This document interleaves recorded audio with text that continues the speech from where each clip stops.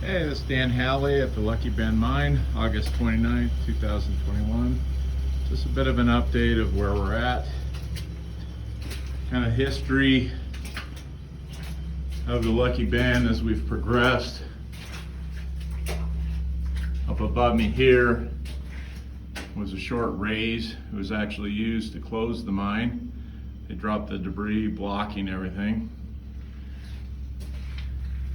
Right here where I'm at this area was completely blocked. Part of what we did last year was open up the stope.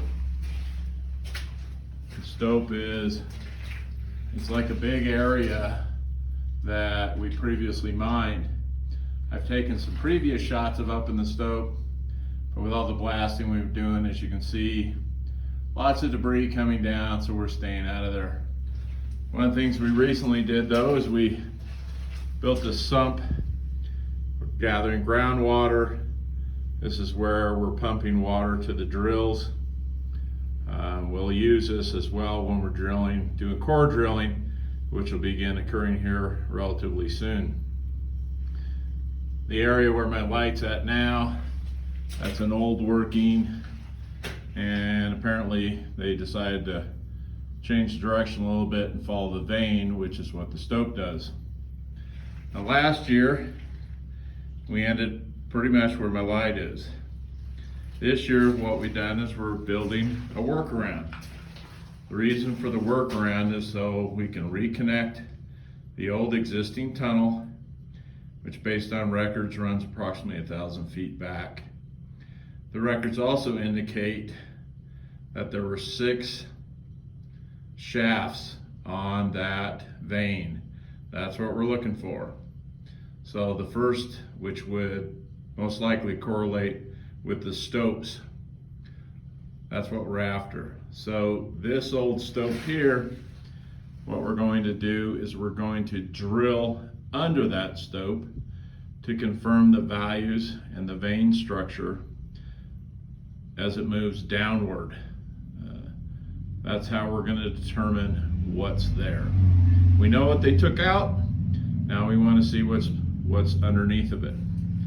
The vein continues, or the tunnel continues. This is what we've done so far this year. As we move back, this area here is where we'll store equipment, powder magazine.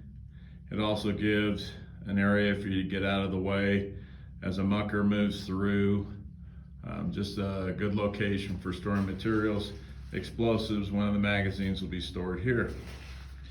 And we move in, this is what we've been working on, part of the workaround.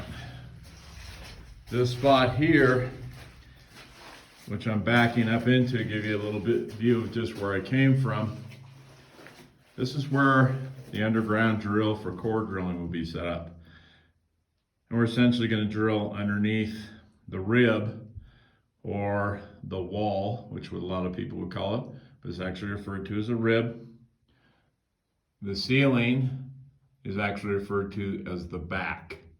So just a little bit on mining terminology. All those metal plates you see are 4-foot rock bolts. So we bolt those to hold everything up as we move along. And so I'll move forward here as we continue down. We've turned now. We've done a 15-degree turn right here. We're going to do another blast here shortly. David Otto, one of our engineers, is up getting explosives, and we'll load this here shortly. With this back behind me here is going to be another area where we'll move back, punch out an area, and we'll store the other powder magazine here with the blasting caps. This 15-degree turn will move a couple blasts. We're averaging about 6 feet per blast. We'll muck it all out, and then we're going to make another 15-degree turn, and then we'll be ready to connect and be back in the existing tunnel. Part of where I'm at as well, we're going to drill under the stope from here as well. Gives you an idea of what we have going on. Once we have the tunnel open up, then we'll continue to do exploration as well as the core drilling back in here. That's where we're at.